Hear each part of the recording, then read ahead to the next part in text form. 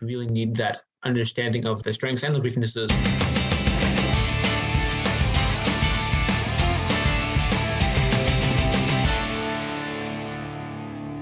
Howdy, y'all. Welcome.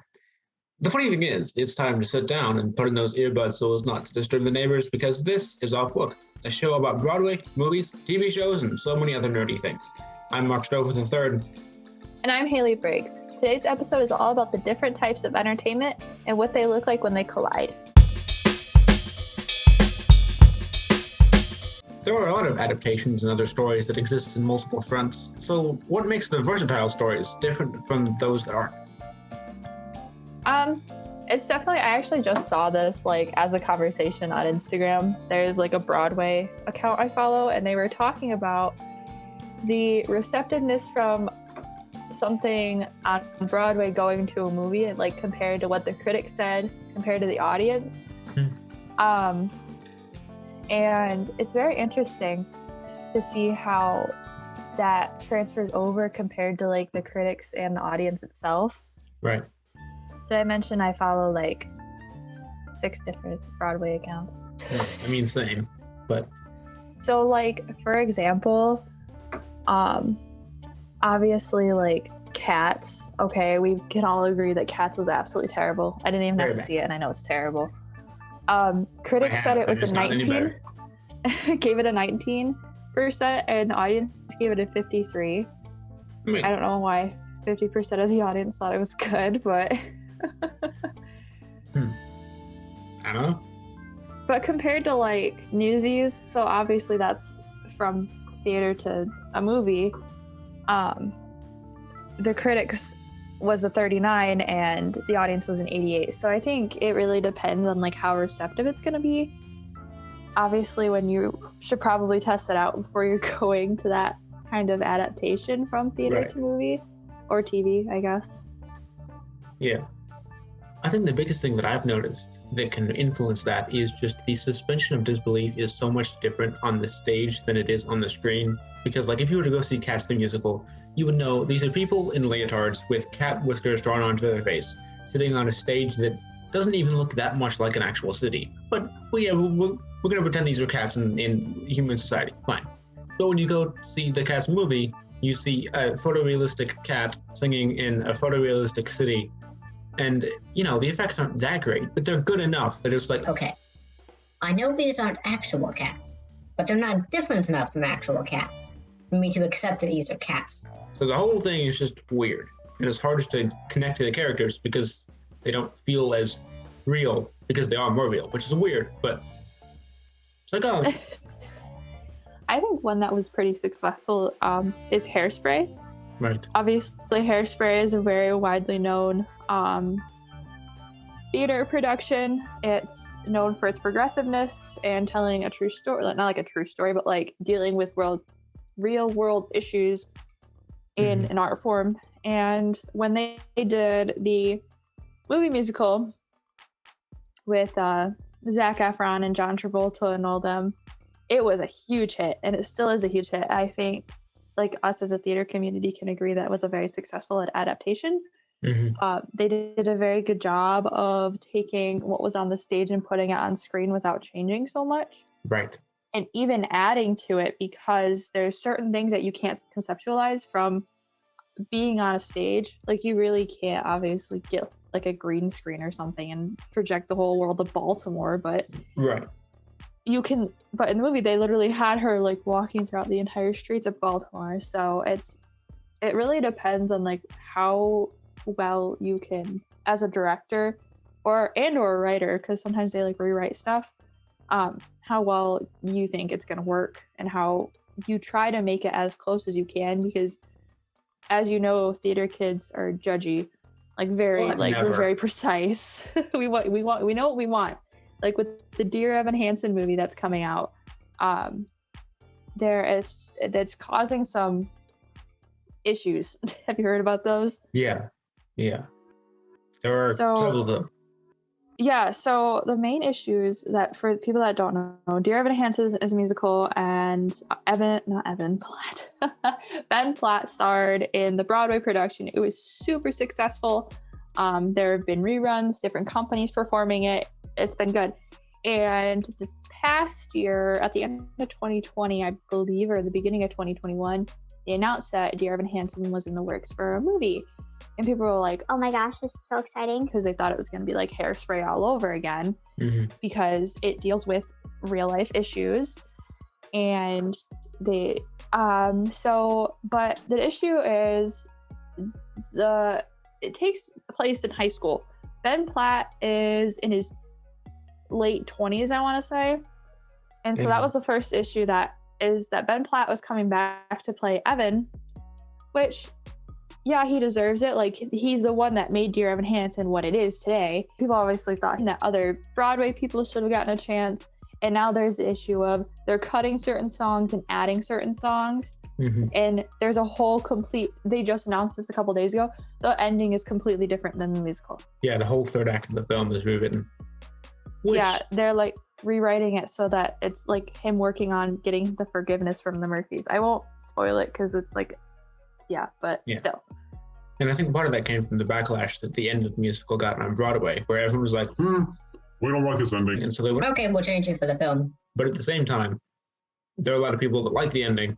And so you have to kind of walk that line of people that have completely different opinions. I mean, to be fair, it's a bad ending either way. It is. If for the people who haven't seen it or like read about it, do that, because Evan does something very terrible. That's like the whole plot of the movie, or the play and will be movie. So it's like the ending is terrible either way. So I feel like the writers who wrote Dear Evan Hansen intended that ending because you want that sour note left in your mouth. Right. And obviously it's not going to be all sunshines and rainbows on Broadway. And I think you bring up an interesting point with trying to change things or add or remove songs, because I don't know if you've seen the Les Mis movie, but that got a lot of backlash because it was a movie that tried to capture the essence of live performance. So it was like live recordings, but they also tried to make the music feel realistic. And there's definitely a case to be made for making it feel diegetic and like it's something they might actually be saying. But, you know, there are some songs in that movie that are just kind of really hard to listen to because, while they might be realistic, they're people just kind of shouting some lines. And so it's not good music. And so I think someone needs to explain to Hollywood that, hey, musicals are told through music. The music needs to be good. I understand you wanted to make it sound like, oh, she's actually in pain or whatever, but don't sacrifice the music in this, musical. Right. And like you said, like doing that kind of stuff, that actually brings up another point. What are your opinions on TV networks putting on a live musical? Like like Grease and Rent. Yeah. Hairspray. I think that first and foremost, I'm on board for anything that will get theater to people that aren't necessarily Broadway fans. I think that any way you can get more people into the community is fantastic. I think the issue that you often run into is a lot of what the Les Mis movie had, where they can't quite seem to really get it because this isn't a Broadway production. They have a much shorter rehearsal schedule. A lot of times there are celebrities that are stunt cast in the production, and it just seems a little bit rushed, and you don't have quite as much expertise as you would expect for a full musical. I think that there are some of them that are really good, and there are some of them that are not. So I think that if you can make a good one, great. I'm generally on board with all of them, though, because I think it's good to get people to see theater however they can. I agree. The difference, I think, with the TV musicals, I guess you could call them, is how they're done. And like you said, with the cast that they're done with. So I remember when they did Grease, and now they didn't have like a well-known cast. So they only had, what was it, like Vanessa Hudgens was well-known, and that was pretty much it. Right. And so that was extremely successful. It was told it was a good job. Like they like set the precedent for movie or TV musicals. And then Rent came along. Right. I remember when that came out and I watched it and I go, is this really the same network? I don't think it was the same network, but I was like, what is this? compared to what Grease was. I was like, Yeah. this is pretty interesting. And to be fair, Rent was a taped dress rehearsal that they didn't know they were going to use until halfway through the show when Roger broke his foot. So I'll give him a little bit of slack. I was gonna Let's say go. they get a little bit of slack, but not tons of it, Right. Just because most of just- those were Broadway performers at one point. yeah. So I'm very strict. I'm like, nope, you don't get a pass. These performers must be absolutely perfect. Absolutely perfect at all times. That's what we were always told. Remember, we always had to be perfect at all times, and I was like, That's literally not possible. Well, I mean, yeah. But I think that is a good point, though, is that I think a lot of people, when you start with Broadway professionals that are often, I mean, doing fantastically, that sometimes win awards for their performances, when you go to a different version of that, it can be hard to live up to that because, sometimes you'll get another Broadway star or even a movie musical star or whatever, but a lot of times you don't. And so to try to replicate or live up to that performance, it can be hard. And if you get it wrong, then everybody will try to just, you'll get ostracized yes, that. because think the of general the words. public is very judging. Yeah. But yeah, no, it's definitely like, I like the concept of bringing Broadway onto more mainstream things. Like having pro shots and stuff Right. are probably my favorite thing. Like when they did the Hamilton pro shot and put it on Disney Plus. So good. Watch it all the time. Exactly. It's so good because you get that Broadway experience. And I'm not saying like movie musicals or TV musicals are bad, but I feel like we have pro shots for a reason. Yeah. And speaking of, did you see, this is very off side note, did you see that Beetlejuice is going to be back on stage in 2022? I heard the rumor. Is it confirmed yet? I think so. Oh, well, I hope so. I want my Beetlejuice pro shot. Yes, that would be And fantastic. I want the original actors. I think the original actors are coming back too. I mean, most of them are available except for Sophia Caruso, who had left before the show closed. And who Yeah, was replaced anyway, so. It says it is a rumor, but like the website for Beetlejuice had been updated recently and they haven't updated it since it closed because of COVID. Huh. So, Well, let's hope if we say Beetlejuice 3 times, will it come back? pro shot. I want my pro shot. Beetlejuice. Beetlejuice. And another time, Beetlejuice.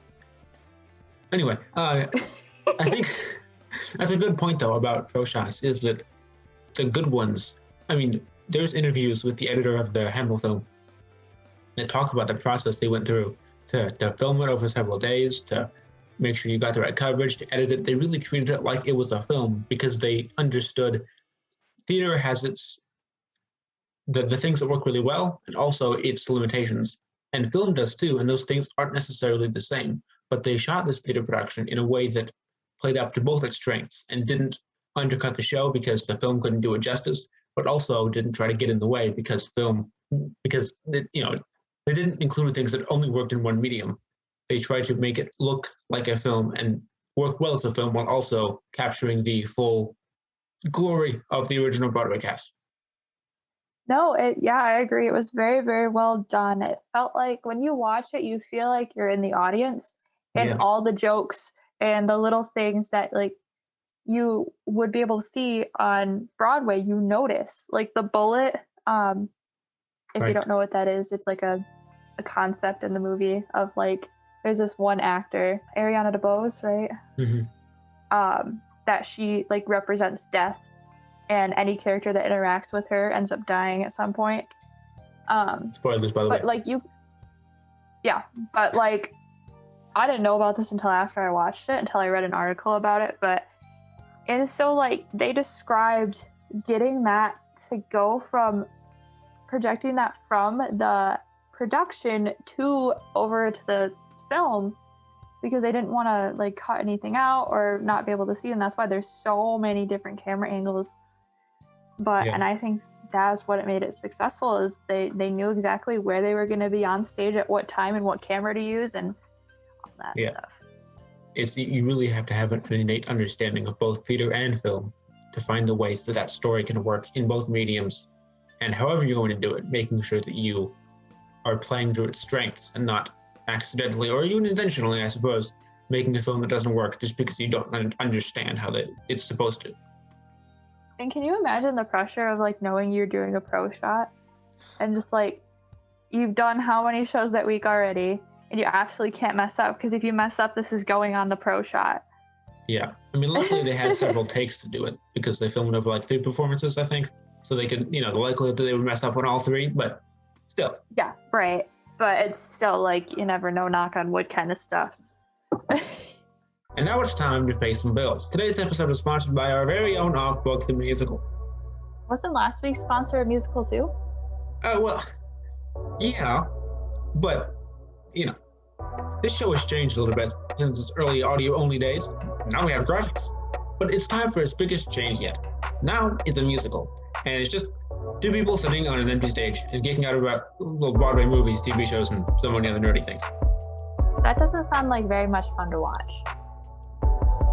Okay, fair enough. So how do you make a non-original theater production work? So, it's so hard, like, going between certain mediums. Mm-hmm. It's like going from Broadway to film to TV back to Broadway, and it's like a whole cycle, and it's just really rough. Yeah. Okay, so The Greatest Showman, for example, right? That was not on Broadway, hasn't been on Broadway yet. It's been talked about going on Broadway, but obviously COVID has stopped things. And Hugh Jackman's busy right now. Yeah, and Hugh Jackman's busy with the Music Man, which is what kicked Beetlejuice out of the theater, but it's fine. That's a different episode. Episode 45. So, Why we hate the Music Man. They want to turn it into a musical at some point. It's just like getting like all the legal rights and all that jazz. But some people are just like, That's not gonna work. because if you've seen The Greatest Showman, this is a very dramatic movie. Right. In its graphics, in its acting, in its The whole circus? everything. The whole there's literally animals. Like, obviously, I know they're not real. It's like CGI, but still, like, you can't project that onto a stage. Right. And like, you'd have to do like the rigging for the Rewrite the Stars song. You'd have to like. So it's people want it. We want it. Of course, we want it, but it's something that I don't think would work. Yeah, I think that's one of those things that could be really cool if you do it right, or it could be Spider-Man Turn Off the Dark if you do not, which, for those of you that don't know, I did an episode on that, I think back in season 2, where that show looked so good on paper, and then everyone just got injured, and the show was very bad. And I think you could end up with a similar situation with something like The Greatest Showman musical, where you just can't really pull it off if you don't, have magic powers. Right. It's one of those things that you really just can't do it because you don't want it to, massively collapse and fail. That is not ideal. It's hard because it's like those limitations, because Broadway you can only do so much and only have a budget so big because you don't know how well it's going to do, especially if it's like a brand new musical concept. Mm-hmm. Like Beetlejuice, they weren't sure Beetlejuice was going to be successful. Obviously, it became very successful. Until it wasn't. Until it that's a whole issue. But because obviously Beetlejuice is a very older movie, like 1970 something, isn't it? 1980s. I think it's the 80s, but I don't know. I've seen it. I just can't recall the date on the top of my head. Okay. But so they weren't sure it was going to be successful. They weren't sure how to obviously conceptualize everything that was in the movie because it's obviously fiction. Like, it's not true. What? Or non-fiction. That didn't actually happen? No, there is not a ghost named Beetlejuice that will come after you if you're a motherless child who your dad neglects you. Good to know. But if you haven't seen Beetlejuice, I suggest watching it. It's such a good movie. But they were unsure, obviously, if it was going to be successful. It became successful. They found ways to conceptualize. So there's like a giant like snake thingy in the movie. Yeah, and they found a way to make that work. Yeah, the sandworm. They made it work. And it became very popular. And then for some reason, something happened and the Music Man came and took it over. People were really, really mad. And obviously people wanted that musical to continue. Right. So I think that is a show of how it can be done properly. Yeah. Yeah, I think that Beetlejuice, I mean, if you look at the musical, structurally, it's the same as the movie, but a lot of the aesthetic things are very different. I mean, Alex Brightman wasn't playing the original, wasn't playing Michael Keaton as Beetlejuice. They kind of changed He's all of the playing characters himself. a little bit. Yeah. And I think that that kind of stuff is necessary when you're doing something like this, because the movie just wouldn't have worked on stage. But I think they managed to find a way to take that story and adapt it so that way it fit on stage with all their logistical and technical and even just story constraints they had. And I think you really need that, again, that understanding of the what you're working with, the strengths and the weaknesses of theater, to be able to wrap your story in that instead of just saying, Well, I hope this works. Yeah, no, Alex Brightman definitely made it his own and is one of my favorite actors now, just because of how well he performed that. And he did that.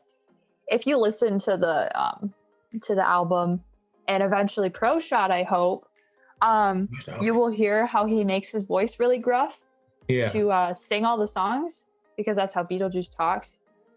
You're doomed. Enjoy the singing. The sword of Damocles is swinging. And if I hear your cell phone ringing, I'll kill you myself. The whole being dead thing. He has like a higher voice in real life. Like he doesn't actually talk like that. right, he doesn't sound like to an have idiot in that real life. to have that stamina to do that 8 shows a week. So don't be freaked. Stay in your seats. And yeah, I sing like this 8 shows a week. But so yeah, he is just an amazing actor. That's a little side note that I have. Yeah. Because like to use that voice every day, sometimes twice a day, just it's not going to be healthy for your voice. But I mean, he found a way to do it. He said it in made interviews. it healthy. Yeah. What I found is that I sort of biologically am a bit of a mutant. I have capacity to squeeze together things in my throat that not everybody can. So when you try to do a voice that's like this, if you're trying to do something like this, and you try to make your voice really, really gruff, it's gonna tickle. Yeah. Mine's as easy as breathing, because I'm beating other things together in my throat. And when I found that out, it became wildly easy to play around. Unlike what was her name that played Lydia, that she got tons of backlash because she was like promoting like unhealthy singing. Sophia Ann Cruz, though, was definitely not quite doing it successfully. I mean, she sounded cool, but Daddy's in denial. Daddy doesn't wanna feel. He wants me to smile and clap like a performing still. it was not good for her. She long term. sounded good, but long term, your voice cannot do it like that. Right. But that's another episode. Episode 46. I'm trying to Beetlejuice is amazing. How not to sing. Yes. Main example, Sophia Ann Cruz. I'm trying to think of other examples. My brain is not working. I mean, even Newsies was technically based on a movie. It's just that they completely changed the whole thing because they got the original Newsies, writers of the movie to. I mean, the movie is good, but it is very different to the point where I think you could make a movie adaptation of the musical, because even though the original movie was a musical, it didn't have all the numbers, and it is a different kind of show. And so I think that they recognized that the movie they created didn't quite work, and so they bent it and they created something that still felt familiar to people who'd seen the movie, but also really worked on stage to the point when, like we said last week, it just keeps getting copied over and over again. And so I think that's their mark, that they really know what they're doing because they understand how to adapt something to make it work well. Being honest, I've never seen the actual movie of Newsies. I've only seen the Broadway production. It's a good movie, but it's not as good as the musical, in my opinion. So which one came first? Or is there because I know there's a movie and then there's the Broadway and then there's the Pro Shot. Right, yeah. So they created the movie and then they adapted it from Broadway, and then that from Broadway production got a Pro Shot. Interesting. So that's one of the examples of it was written for Broadway, but then it was to a movie and then it got on Broadway. It was a movie that made it to Broadway and then got a pro shot. Yeah. Oh, got it. Okay, that's Yeah. confusing. Anyways, It's very yeah, no, confusing. I've seen like a couple like scenes from it, and it's definitely obviously it was made in like the 90s, I think. You can just tell if I'm by the film style, but Mhm. yeah, no, I from like seeing what I saw, I definitely prefer the pro shot over the movie, Yeah. just I do too. because I don't know, more things were conceptualized weirdly more on the Broadway than from what I've seen in the movie. Mhm. If that makes, I don't know how they did that, but also they had like an absolutely amazing cast for Newsies. Jeremy Jordan is the best. Jeremy Jordan was also supposed to be in The Greatest Showman. My friends Justin Paul and Benj Pasek, they asked if I was in Los Angeles and if I could record some demos for this new movie musical that they were working on about the life of P.T. Barnum called The Greatest Showman. And what they needed was someone to lay down the demos of all his songs in the musical style that they had like envisioned for this movie musical that they're writing. As I got to recording and talking to all the people involved, I found out that there was a secondary character in the film named Philip Carlyle that I could potentially be perfect for. Early 2016, I got a call from the producers of the movie to come to New York to do a big presentational reading of the film in front of all these big executives and people that were going to get it produced and greenlit. It was going to be amazing. Hugh Jackman was going to be there playing the role of Barnum, and they asked me to come and play the role of Philip. And I got out of there as fast as humanly possible. But not before hearing somebody whisper that Hugh had just met with Zac Efron about the part of Philip, and just like that, I slammed shut the chapter in my life, tentatively titled The Greatest Showman, and I have not opened it since. I'm not salty about that still. Nope, not me. All of this episode is just like a giant interconnected universe. It's the off-book cinematic universe. Zac Efron did a pretty good job, but I really want to see Jeremy Jordan do it. Someone go deep fake him on top of Zac Efron's performance in the movie. Yeah, no, I definitely I love Zac Efron either way. Like, I don't think he knew that Jeremy Jordan was supposed to get it. Yeah. Because Zac Efron's a pretty good guy. Like, obviously, he got his reputation from High School Musical, and now he's got like all this other stuff going on. And but yeah, I think it was the producers that scammed it from under him, and I don't think anybody else really knew about it. Right. But I don't know and that's why people are saying if The Greatest Showman ever does go on Broadway, they demand Jeremy Jordan to be either Barnum or Philip. You would do either one very well, I'm sure. Oh, 100%, you would. Because he can do anything. Kids, this is what an amazing Broadway star looks like. Mm-hmm. Him and Alex Brightman are like two of my favorite. Oh, yeah. For sure. Both very I'm getting talented. sidetracked. At this point, I should just change the name of the show to Off Topic. That's basically what it's become. I can't focus sometimes. It's fine. Oh, neither can I. I don't know. If I had to pick one of them, I'd probably do like theater to film rather than film to theater. Yeah. Just because it's better conceptualized that way. You know that like most of the writers for the Broadway productions will be involved most of the time. I think it's very rare that they don't get involved, but yeah. Yeah. I think there's a higher likelihood that you can adapt something to the screen and hopefully make it good. Make it good? I don't know. English is hard. As opposed to trying to adapt something to the stage. And also, when you're making a film, it's much more accessible for people to see it instead of going from a movie that anyone can see to a musical that 10 people at a time can see for $8 million each. Right. I was going to say Broadway is so expensive. Like, I'll be lucky to see like 2 Broadway shows in my lifetime, but yeah. It's definitely it's more accessible, I think, for like pro shots to become available. And I kind of get why they don't do it, but at the same time, like if a show is like not coming back to Broadway, I think making a pro shot, even like on Disney, you could do like the premium access or whatever to make money off of it and then do the whole thing. But I don't know, I don't control it. I'm not in charge of Broadway. What? Do you know how rich I would be if I was in charge of Broadway? Very, I'm sure.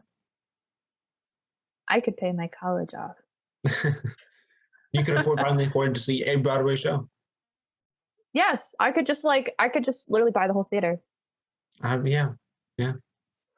So there you go. The money that we make off of here, we're gonna go buy Broadway. Mm-hmm. So donate to our link in the description that doesn't exist. Let us go see Broadway. Yes. Yes. Well, that's all, folks. This is the end of the episode. Next time, we'll be diving into marketing campaigns and how to make them not super annoying. Until then, go tell a friend about this show. We'll see you next time.